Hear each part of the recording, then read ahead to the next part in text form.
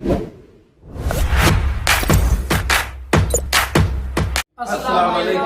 क्या हाल चाल? उम्मीद करते हैं कि आप खैरियत से होंगे और हमारी दुआ है कि आप हमेशा खुश रहें, हंसते और मुस्कुराते रहें और इसी तरह में अपना प्यार दिखाते रहें। बिल्कुल जी, मेरा नाम मुअज्जम अली, मैं हूं तारिक महमूद। मैं मोहम्मद यूसुफ। तो आज हम जिस वीडियो पर रिएक्ट करने जा रहे हैं, वीडियो का टाइटल है financial crisis fall of Pakistan, case study doctor Vivek Bindra. तो ये इसका ऑलरेडी एक पार्ट कर चुके हैं, तो दूसरा पार्ट भी देखते हैं, वीडियो देखते हैं और अपना रिव्यू कर देंगे। कौन करते हैं? 3 2 1 स्टार्ट। हम तो उसको वजीर आजम बना देते हैं अपने आचोर को। तो देखो पाकिस्तान की हालत इस समय खराब है। कंपेयर करता हूँ इंडिया के साथ में, वो बेचारे जीडीपी $376 बिलियन है, हम $3.4 ट्रिलियन है। हमारी जीडीपी पाकिस्तान से 10 गुना ज्यादा बड़ी है। ये क्या कहते, क्यों हमसे लड़ना चाहते हैं? अरे भाई फोकस करो अपने सोल्यूशन पे। इनकी जीडीपी ग्रोथ रेट 2% है, हमारी लगभग 7% है। इनकी जीडीपी पर कैपिटा इनकम $1600 है, हमारी इस समय $2,500 से $3,000 पहुंच गई है। इनके यहाँ इन्फ्लेशन रेट 27 से 60% जा रहा है, हम लोग 5% इन्फ्लेशन पे हैं। इनके यहाँ फॉरेन रिजर्व है ही नहीं, खत्म हो चुका है, $2 बिलियन बचा है। हमारे यहाँ फॉरेन रिजर्व लगभग $650 बिलियन है, 6th इन द वर्ल्ड। हम इनसे 200 गुना ज्यादा, 200x। लेकिन विवेक जी, अभी फिलहाल जो है हम इंडिया से तो कोई कंपैरिजन है नहीं पाकिस्तान का, लेकिन जिस तरीके से, जिस क्राइसिस से जो है पाकिस्तान गुजर रहा है, तो आसपास की पॉलिटिकल पार्टी इमरान खान, शहबाज शरीफ में जो है छीटाकशी चल रही है। लेकिन ये माना जाता है कि जब इमरान खान प्रधानमंत्री रहे हैं जितने समय के लिए भी पाकिस्तान में, तो इस तरीके की जो है आपदा नहीं आई जो शहबाज के रहते हुए आ रही है। तो क्या आपका मानना होगा कि कंपेरेटिवली शहबाज शरीफ से इमरान खान पाकिस्तान के लिए बेहतर प्रधानमंत्री थे? नहीं, मुद्दा ये है कि ये बेहतर थे कि नहीं थे, आप ये समझ लीजिए। आज बहुत बदतर हैं। मैं ये बताऊं कि देखो, अब आप मुझसे बोले कि 2 चोर में बताओ कौन बड़ा चोर कौन छोटा चोर। आप बांग्लादेश के साथ कंपेयर करो ना, हालत क्या कर दी है इन्होंने। बांग्लादेश ही इनसे बहुत आगे है इस समय। आप बांग्लादेश से शुरुआत में कंपेयर भी कर रहे थे। आप सोचिए ना, आज पता है समस्या क्या है? आज समस्या ये है कि आज भारत की तरफ पूरी दुनिया देख रही है रशिया और यूक्रेन कॉन्फ्लिक्ट में कि हम रिजॉल्व कराएं। भारत दूसरा सबसे बड़ा डोनर बन चुका है लोगों को गरीबी से, तकलीफों से बाहर निकालने के लिए दुनिया के अंदर। $70 बिलियन हमने आज इंडिपेंडेंस से अब तक दूसरे गरीब देशों को दान किया है। और इनको देख लो, $70 बिलियन छोड़ो, इनको कोई $7 बिलियन, कोई $1 बिलियन भी IMF देने को तैयार नहीं है। आज तो टर्की पाकिस्तान की बेइज्जती कर रहा है। अजीम जमाल जो है वहां पे प्राइम मिनिस्टर ऑफ टर्की के जो स्पेशल असिस्टेंट है, वो कह रहे हैं भैया शहबाज शरीफ मत आना यहाँ पे, हम तुम्हारे को यहाँ पे नहीं देख सकते इस समय। पाकिस्तान क्या बोल रहा है? अच्छा चलो छोड़ो, अब आपके यहाँ तकलीफ है, हम आपसे अब इस समय और दान नहीं मांगेंगे, हम आपकी मदद करना चाहते हैं, हम आपको दान ही नहीं मांगेंगे आपसे। ये क्या मदद करी भाई तुमने? आप ये छोड़ो, अब मैं आपको समझाता हूँ। ये सारा समस्या इसलिए है क्योंकि इन्होंने ध्यान नहीं दिया। ये पाकिस्तान एम्बेसडर जो चाइना के, वो बोलते हैं कि हमारा चाइना से जो रिश्ता है वो पहाड़ों से ऊंचा है, वो समुंदर से गहरा है, वो स्टील से मजबूत है, वो स्वीटर देन हनी है। तो चाणक्य पंडित ने कहा था, एनिमीज एनिमीज अ फ्रेंड, दुश्मन का दुश्मन दोस्त होता है। उसी चक्कर में चले गए क्योंकि चाइना इनको कश्मीर पर सपोर्ट करता है। यूएनएससी में जब इंडिया आकर के कोई रेजोल्यूशन पास करने की कोशिश करता है, वो वीटो पावर के साथ में टेररिस्ट जो ऑपरेट कर रहे हैं पाकिस्तान में नॉकडाउन कर देता है, क्योंकि चाइना के पास वो पावर है इस समय, तो वहाँ उसको सपोर्ट करता है। और पाकिस्तान लगा हुआ है कि भाई मैं आपकी पीठ खुजाऊंगा, आप मेरी पीठ खुजाओ, तुम्हें तिब्बत और ताइवान, हम वहां पे तुम्हारा सपोर्ट करेंगे। तो पाकिस्तान के लिए बेसिकली इंपॉर्टेंट क्यों है चाइना? क्योंकि वो अमेरिकन इन्फ्लुएंस को काउंटर करने में मदद कर रहा है। चाइना जो आज 72% पाकिस्तान की आर्म्स की डिमांड पूरी कर रहा है। 47% चाइना के जो आर्म्स है वो पाकिस्तान को एक्सपोर्ट कर रहा है। बाकी पूरी दुनिया को 53%, केवल पाकिस्तान को 47% आर्म्स दे रहा है इस समय। तो अमेरिका जब अफगानिस्तान से बाहर हुआ था ना, जब जिस समय अफगानिस्तान से बाहर हुआ, तो चाइना को लगा अब अमेरिका घुसना नहीं चाहिए, इसलिए चाइना वहां घुस गया। और ये लोग मिल करके सोचते हैं कि ये इंडिया को तंग करेंगे, चाइना का इन्फ्लुएंस यहाँ बढ़े, यूएस की पावर अथॉरिटी कम हो जाए। और फिर उसको, चाइना को ये भी लगता है भाई मेरी ग्लोबल इमेज अच्छी होती है दुनिया के सामने, मैं खुद को अच्छा दिखा रहा हूँ कि भाई मैंने तो वीकर कंट्री की मदद करी है, पाकिस्तान तो गरीब देश है, माँ की मदद कर रहा है। बहुत बुरा हाल है पाकिस्तान में, इसीलिए चाइना उसका फायदा उठा रहा है। 9/11 के बाद, ओसामा बिन लादेन के बाद में यूएस और पाकिस्तान के रिलेशनशिप खराब हुए थे। तो चाइना भी जो है कर्ज नहीं दे रहा है पाकिस्तान को, क्योंकि शहबाज शरीफ जब से आए हैं तब से अमेरिका से जो है उनके रिश्ते वो बनाने में लगे हुए हैं। और इस चक्कर में जो है चाइना ने भी एक टर्न ले लिया है, और इस वक्त चाइना भी पाकिस्तान की आर्थिक मदद नहीं कर रहा है, सऊदी अरब नहीं कर रहा है, कोई अभी कर्ज देने के लिए तैयार नहीं है। एक पिक्चर आपने देखी थी, हेरा फेरी थी, कौन सी थी? कहता है बाबूराव का स्टाइल है। ये चाइना का स्टाइल है। ये थोड़े दिन के लिए चाइना वेट कर रहा है, ये देख रहा है कि लौट के उनके पास आएंगे, और तब जो है उसके पास नेगोशिएशन पावर बढ़ चुकी होगी। ये और लूटेगा। बड़े लुटेरे जो होते हैं ना, वो क्या करते हैं, सामने वाले को पहले बर्बाद उन्हें देते हैं, फिर जाकर के खाते हैं, सस्ते में मिल जाता है। देखो जैसे ना, ये ऐसे समझो उसको, एक कंपनी है हमारे देश के मित्तल जी की एक कंपनी है स्टील की, आर्सिलर स्टील मित्तल जो है ना, तो आर्सिलर मित्तल यही करते हैं, वो एक्विजिशन पे काम करते हैं। 100 रुपए की चीज को 20 रुपए में खरीदते हैं, जब वो डूब रही होती है तब उसे खरीदते हैं, और 100 रुपए की चीज को 20 में खरीद के उसको 200 का बना देते हैं। चाइना यही करना चाहता है। चाइना अभी इस समय हर समय आगे रहे, ले लो हमसे ले लो, तो चाइना की इज्जत नहीं होगी। तो ये आप इसको हेरा फेरी पिक्चर के बाबूराव की तरह देखो, ये बाबूराव का स्टाइल है, चाइना का स्टाइल है, इसलिए थोड़ा रुक करके आएगा। ये तो उनके अल्टीरियर मोटिव्स हैं। आप सोचो ना, क्यों जाएगा पाकिस्तान उनके पास? 150 यूएन के ब्लॉक लिस्टेड आतंकवादी इस समय पाकिस्तान में रहते हैं। अब यूएनएससी में जब इनके खिलाफ में जब कोई वोटिंग होती है तो चाइना वहां इनके सपोर्ट में उतर आता है। इनको चाइना की बहुत जरूरत पड़ेगी। ग्लोबल टेररिस्ट आज भी सारे पाकिस्तान से ओपनली ऑपरेट कर रहे हैं। तो पाकिस्तान अपनी इमेज, टेररिस्ट को, दोनों को ग्लोबल स्टेज पे बचाने के लिए यूएनएससी की जो उसके पास में वीटो पावर है उसका इस्तेमाल करेगा। और ये डूबते को तिनके का सहारा है। और ये आप सोचो ना, पिछले 20 साल में यूएस ने $32 बिलियन दिया, और पिछले कुछ सालों में चाइना ने $30 बिलियन दे दिया। तो चाइना अभी है साथ में। शहबाज शरीफ बोल भी रहे हैं कि हमारी इकोनॉमिक चैलेंज इस समय अनइमेजिनेबल है। IMF जो बोल रहा है वो हम मान नहीं सकते, और अगर हम नहीं माने तो हम कहीं के रहेंगे नहीं। तो इसलिए अभी ये दोनों तरफ ट्राई मारते रहेंगे, और चाइना तब इनको सपोर्ट करने के लिए आएगा। वैसे भी आपको बता दूं, पिछले लगभग 75 साल की आजादी में ये 23वां बेल आउट है पाकिस्तान के लिए। हर 3 साल में पाकिस्तान कटोरे के लेवल पे आ जाता है भिक्षा मांगने के लिए, और उसके बाद IMF आकर के उसको जिंदा करता है, मरे हुए पाकिस्तान को। तो 75 साल में 25 बार 24 बार इस समय ये अब तक जाकर के IMF से बेल आउट ले चुके हैं। पूरी दुनिया में इतना बेल आउट किसी ने नहीं मांगा, पूरी दुनिया में। ये एकमात्र ऐसा देश है जो हर 3 साल में बैंक करप्ट होने के एवरेज निकाल के बता रहा हूं। ये नहीं कह रहा हूं हर तीसरे साल होता है, पर एवरेज हर 3 साल में खत्म हो जाता है। सऊदी अरेबिया से ये कोशिश कर रहे हैं अभी 4 बिलियन के लिए, UAE से कोशिश कर रहे हैं 1 बिलियन के लिए, और चाइना को ये 1.5 बिलियन के लिए रिक्वेस्ट कर चुके हैं। 1 बिलियन के आसपास IMF से भी ट्राई कर रहे हैं। अब देखो आगे क्या होता है। इंडिया के साथ में, मैं समराइज कर देता हूं, इंडिया के साथ में पाकिस्तान का कमजोर होना, साउथ एशिया और पाकिस्तान पर चीन की पकड़ और ज्यादा मजबूत बना देना है। जितना ज्यादा इंडिया ये कमजोर होगा, चीन और अंदर घुसेगा। IMF बेल आउट नहीं करेगी, चीन फिर से हीरो बनेगा, पाकिस्तान का इस्तेमाल करके भारत को घेरने में लगेगा। इंडिया के 2 पड़ोसी श्रीलंका और पाकिस्तान दोनों कमजोर, तो सार्क और ज्यादा कमजोर, तो चाइना और अंदर घुसता है। और पाकिस्तान के लिए अगर आप मुझसे पूछें सुझाव क्या है, सुझाव यह है कि पाकिस्तान को अपनी इकोनॉमी में भरोसा देने के लिए एंटरप्रेन्योर्स को आगे बढ़ाना चाहिए। शॉर्ट टर्म, लॉन्ग टर्म दोनों पे काम करना चाहिए। शॉर्ट टर्म में मतलब IMF और चाइना से पैसा उठाए, और लॉन्ग टर्म में रिस्ट्रक्चर करे एनर्जी सेक्टर को, कैश की इकोनॉमी को बंद करे। जो कच्चे के धंधे चल रहे हैं, इनके यहाँ सारे काम कच्चे में हो रहे हैं, मनी सर्कुलेशन के, उसको बंद करें। टेररिज्म को रोके। 20% इनकी GDP कच्चे में चल रही है, और स्ट्रेटेजिक लोकेशन है भाई, इनकी लोकेशन बहुत अच्छी है देवी जी। ये साउथ एशिया, सेंट्रल एशिया और वेस्ट एशिया के बिल्कुल बीच में बैठे, रीजनल इकोनॉमिक हब है ये। अगर वहां इंफ्रा अच्छा कर दें और ग्लोबल ट्रांसपोर्टेशन के लिए इंफ्रा अच्छा कर दें, सड़कें बनाए जहां से क्रॉस बॉर्डर ट्रांसपोर्टेशन और बिजनेस अच्छा हो, तो और रेवेन्यू जनरेट करेंगे। एक्सपोर्ट इनके हो नहीं रहा, उसको कराएं ये, जिसके कारण खत्म हो गया। लेकिन जिस तरीके का टेररिज्म बढ़ रहा है, अब तो इनके साथ वो सिलसिला हो गया है स्नेक्स इन द बैकयार्ड।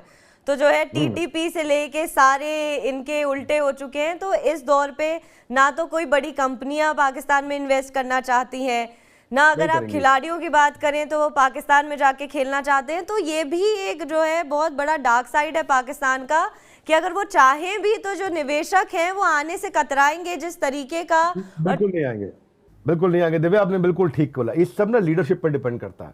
जब लीडरशिप मजबूत होती है तो चीजें अच्छी होती है, लॉन्ग टर्म होती है। मैं बहुत सालों के बाद हमारी इस वित्त मंत्री की तारीफ इसलिए करता हूं क्योंकि इन्होंने बांटने की जगह लॉन्ग टर्म इंफ्रास्ट्रक्चर में पैसा लगाया है, जिससे इकोनॉमी बचती है। बांटने से इकोनॉमी घटती है। 1 रुपए की रेवड़ी बांटो, 90 पैसे की इकोनॉमिक एक्टिविटी होगी, और 1 रुपया इंफ्रास्ट्रक्चर पर लगाओ, 3.5 रुपए की इकोनॉमिक एक्टिविटी होगी। इन्होंने, जो हमारी सरकार ने अच्छा काम किया है, मेरे लिए ये वित्त मंत्री बहुत बुद्धिमान रही हैं।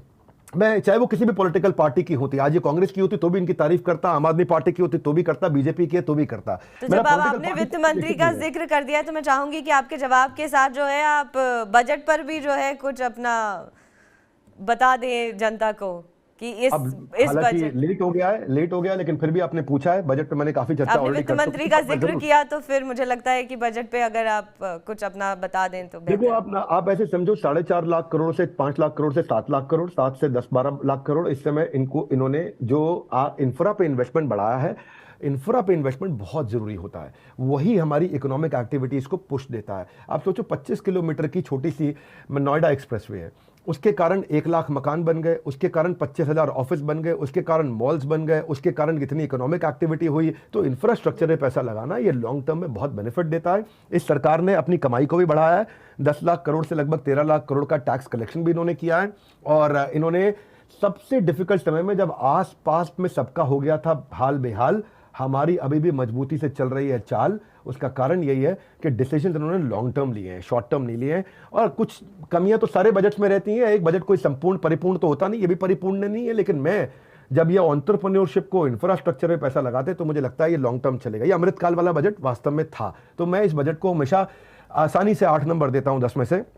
पर बहरहाल आपने, मैं जाते वक्त ये कहूँगा कि बहुत लंबा आप लोग का समय नहीं लूँगा, ये ज़रूर कहूँगा पाकिस्तान के विषय में कि पाकिस्तान में 2 पाकिस्तान है। एक टिम हॉर्टन्स के बाहर लाइन लगाता है, दूसरा एक बोरी आटे के लिए लड़ रहा है। 1 करोड़ के बजट पर जो फौज वाला है, फौज का आदमी 1 करोड़ के बजट पर ऐश कर रहा है, दूसरा IMF की तरफ कटोरा लेके खड़ा है।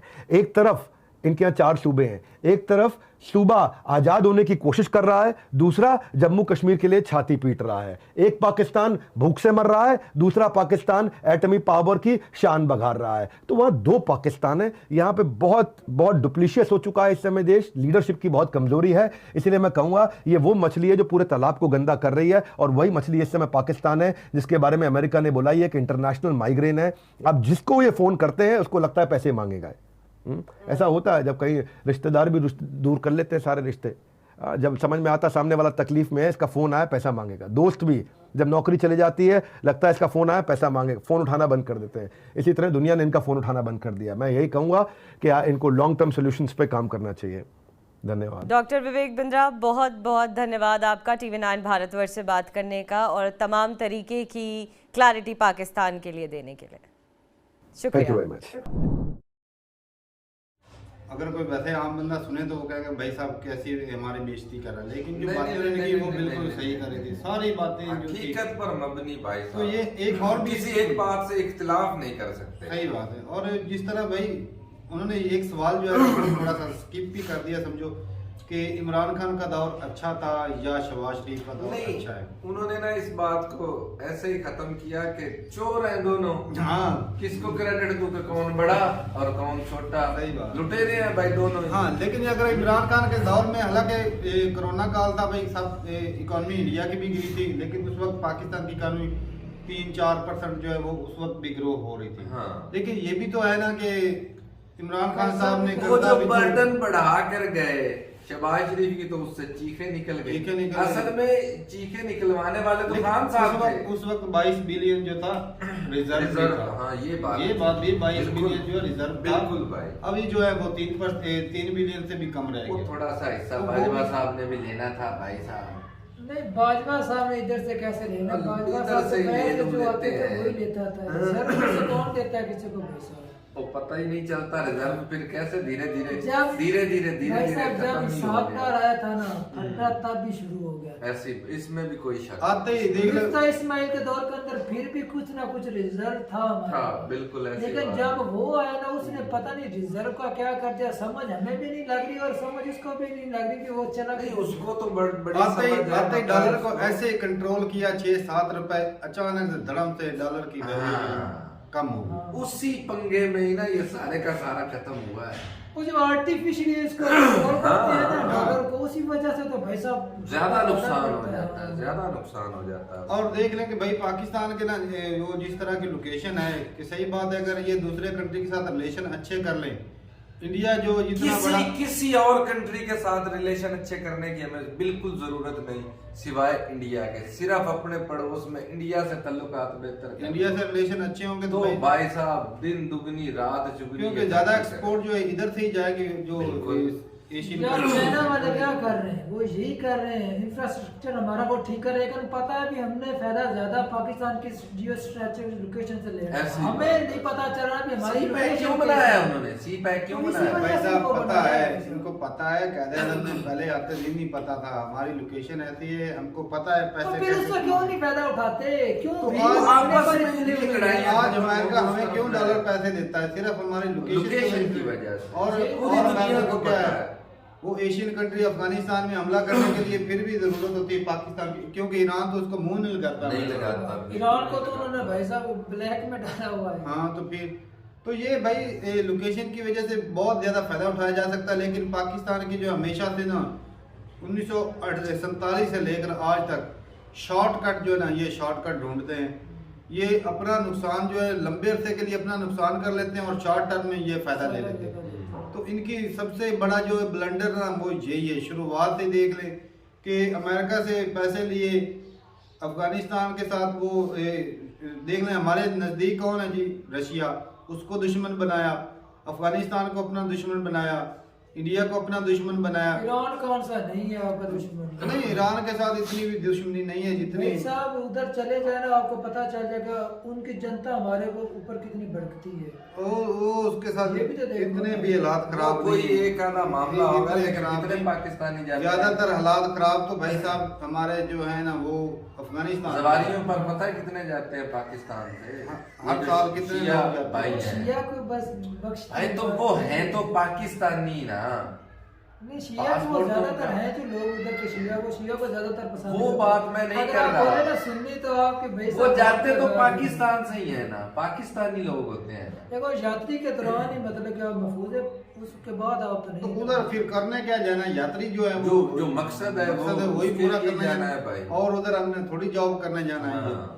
तो बाकी ये है कि रिलेशन जो है वो हमने खुद की है, क्योंकि डॉलर के लालच में आके हमने सारा जो है अपने कंट्री की इज्जत सारी खराब कर दी। बिल्कुल। आतंकवादी आज दुनिया सारी जो है हमें आतंकवाद के नजरिए से देखती है कि आतंकवादी भाई साहब पाले हुए हैं और रखे हुए भी हैं, तो यही फिर तो- भी सफाइयां देते हैं कि हमारे यहाँ वही नहीं तो है। बात है भाई साहब। वो दोहरी राय, दोहरी अभी गेम भी जो वो है ना, चीज़ें ये छोड़ लेकर रहे। डूब गई इस भाई। दोहरी पॉलिसी की वजह से तो भाई साहब आपको IMF कर्जा नहीं दे रहा। नहीं दे रहा। इंफ्रास्ट्रक्चर पे ध्यान उतर नहीं दिया, जाते हैं, एजुकेशन बात से एजुकेशन गिर जो जाते हैं। वो बैकबोन होती है उसके ऊपर वो ध्यान नहीं दिया। हमारे जो है ध्यान उस पर तारक साहब कैसे देना है? जो ऐश वाले हैं उन्होंने फिर बजट अपना बढ़ा लिया, एजुकेशन का कम कर दिया। ये ध्यान देना है इन लोगों ने एजुकेशन के ऊपर। एजुकेशन लेवल बहुत पीछे। आज भी हमारे जो सिलेबस है उनमें चेंजिंग नहीं की जाती, हिस्ट्री में गलत पढ़ाई जाती है। तो जब ये चीज़ें रहेंगी तो तरक्की कैसे अगर होगी? ये सिलेबस में चेंजिंग इसलिए नहीं करते, वो जो हमारे पास जो टीचर है ना उन्होंने ये किताबें पढ़ी नहीं, इसीलिए हमने सिलेबस जो वो पढ़ के गए वही अब आपको पढ़ाएंगे। हाँ, तो आज भी देख समझाने में लें दिक्कत वो होगी। 14वीं क्लास में 13वीं क्लास में जब पढ़ते थे ना, BCom कर रहे थे, उस वक्त भी भाई साहब हम वो बॉल वाला जो माउस होता है उसके बारे में पढ़ा। आज तो भाई साहब वो वायरलेस जो है माउस आ चुके हैं। अच्छा, मैं तारक भाई अभी एक वीडियो देख रहा था, उसके अंदर बोल रहे थे जो हज वाले हैं ना उनके लिए एक अलग कोटा दोबारा कर दिया 25%। अगर जो डॉलर की मद में आप पैसे देगा ना डॉलर, उसके लिए आपको 25% कोटे में आ जाएगा, पूरा अंदाजे में नहीं आएगा। अब मतलब के वो भी अब बड़ों के लिए गवर्नमेंट- सहूलत बनी ना, गवर्नमेंट डॉलर को वालों के चाहिए। लिए सहूलत बनी। ये बात उसमें भी पिछेगा तो आम आदमी ना, मिडिल क्लास। बड़े बड़े भाई साहब वो अब बोलते हैं मजहब हमें को डॉलर चाहिए, आप जिधर से मर्जी मजहब लेकर आए, में आपको बराबरी टिकट होती है, देंगे। उसमें भी अमीरी गरीबी लेकर आ गए। तो भाई साहब रिलेशन जो है इंडिया के साथ एक ही शर्त पे सही हो सकते हैं, अगर आतंकवाद कम हो जाए और ये जो है लोगों को जो चूरन भाषण देना बंद करें, रिलेशन अच्छे करें अपने आसपास के कंट्री से, और अपनी जो है वो इंफ्रास्ट्रक्चर बेहतर हो जाए, बिल्कुल जी, बिल्कुल। एनर्जी जो है उसको बेहतर किया जाए, तब जाके ये हालात ठीक हो सकते हैं, वरना ये नहीं होंगे। जिस तरह एक और भी बात है कि भाई एक और बात मेंशन करना चाहता हूँ कि जो चाइना है ना, जितना ज़्यादा ये डेट ट्रैप में फंसाता जा रहा है पाकिस्तान को, तो इससे पाकिस्तान को तो नुकसान होगा, लेकिन इसके साथ इंडिया को भी इसका नुकसान ही है। क्योंकि उनका घेराव जो है वो इंडिया के क्योंकि बढ़ रहा है। अभी जो इंडिया के को पाकिस्तान से कोई खतरा नहीं है, लेकिन पाकिस्तान का जो इस्तेमाल है ना वो इंडिया के खिलाफ जो होगा उससे इंडिया का पाकिस्तान की जमीन का इस्तेमाल। बिल्कुल बिल्कुल सही बात, जमीन का इस्तेमाल हो गया या जैसे भी, क्योंकि ज्यादातर देख रहे हैं हथियार जो वो चाइना से पाकिस्तान लेता है, फाइटर जेट हो गया जो भी है। दरअसल पाकिस्तान का रुझान जो है ना झुकाव वो चाइना की तरफ है। आज पाकिस्तान झुकाव अपना थोड़ा सा इंडिया की तरफ आ जाए तो भाई तो इंडिया बोलेगा भाई साहब इतना कंट्री जो है ना वो अगर मुझे मिला तो मैं चाइना को काउंटर करने के लिए इस्तेमाल कर भाई सकता हूं। साहब दो सिर्फ पाकिस्तान का जिधर झुकाव है वो ज्यादा फायदा ले रहा ऐसी है। बात। अगर आज इंडिया की तरफ करते तो भाई साहब चाइना की तो बाट लग जाएगी। लेकिन उससे हमको फायदा भी तो है ना। दोहरा फायदा होगा ना। अगर हमारी ट्रेड होती है इंडिया के साथ तो भाई साहब ये जो भाई साहब हमारा खाने के लाले खाने जो हमें पड़े हुए हैं कम से कम ये तो दूर होंगे ना। इंडिया के साथ रिलेशन अच्छे हो जाए तो हमें अमेरिका की भी जरूरत नहीं पड़ेगी। तो ये अभी जो देखना, इंडिया के साथ रिलेशन अच्छे होंगे तो हमें हो सकता है डॉलर में जो है वो ट्रेड ना करना पड़े, अपने पैसों में भी कर सकते हैं। बिल्कुल कर सकते कि हैं। इंडिया से हम लें और इंडिया को दें चीजें। भाई साहब इंडिया के हम खिलाफ हैं तो हमारी ये नौबत आ चुकी है। अगर आज इंडिया के साथ मिल जाए तो भाई साहब हम तरक्की बाकी किसी कंट्री का हमें जरूरत भी नहीं और दुश्मनी किसके साथ बना रही है? दुश्मनी भी नहीं है भाई साहब, तजारत भी इधर है। इंडिया से दुश्मनी के लिए हमने एक और दुश्मन बना लिया, अफगानिस्तान। ऐसी बात। अफगानिस्तान को इस्तेमाल करते रहे, उधर जो है वो कश्मीर में अटैक करने के लिए तालिबान को खुद अपने सरों पे बिठा लिया। तो ये सारे ये ब्लंडर है भाई साहब पाकिस्तान लीडरशिप के, जो ऐसे हैं कि जो एक अरसा ये फायदा थोड़े अरसे के लिए लेते हैं, वही ना कि उसका नुकसान जो है वो लंबे अरसे तक भुगता जाएगा।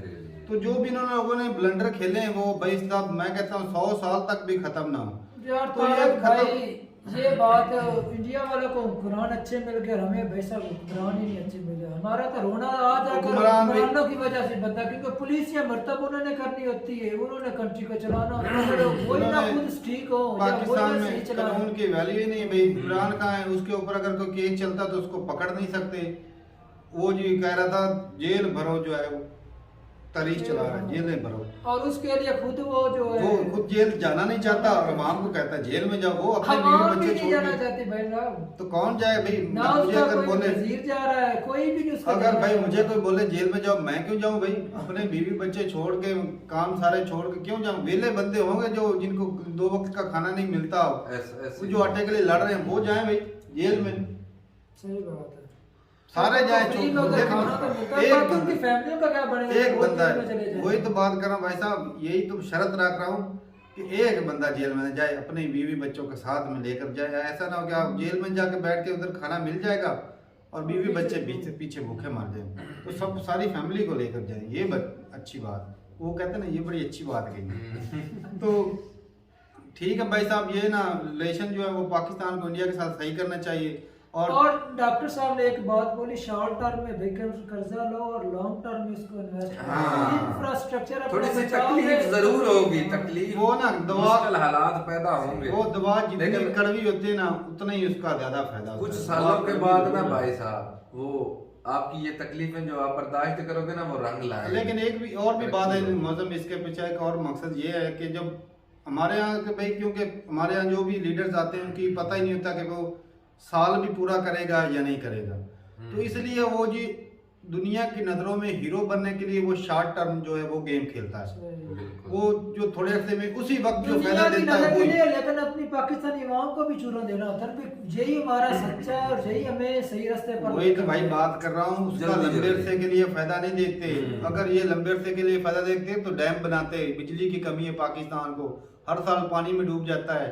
डैम बनाते, कालाबाग डैम बनता, और वो आज तक नहीं बन रही। सर्दियां गैस के बगैर गुजर गई और जो गर्मियां वो बिजली के बगैर गुजर जाएंगी। क्या बात, वक्त वो भी गुजर गया, वक्त ये भी गुजर जाएगा। वो अलग बात है कि किस तरह गुजरा ये जो हमसे गर्मी पूछो। की शिद्दत इस मर्तबा है। ऐसा भाई ऐसा बयान किया, शेर बना डाला भाई। वो तो हमसे पूछो कि कैसा गुजरा, तो जिनके ऊपर गुजरती है उनको ही पता होता है। जी। तो ठीक है भाई, अपनी राय जरूर बताइएगा कमेंट सेक्शन में। मिलते नई वीडियो के साथ, तब तक के लिए इजाजत दें। अल्लाह हाफिज।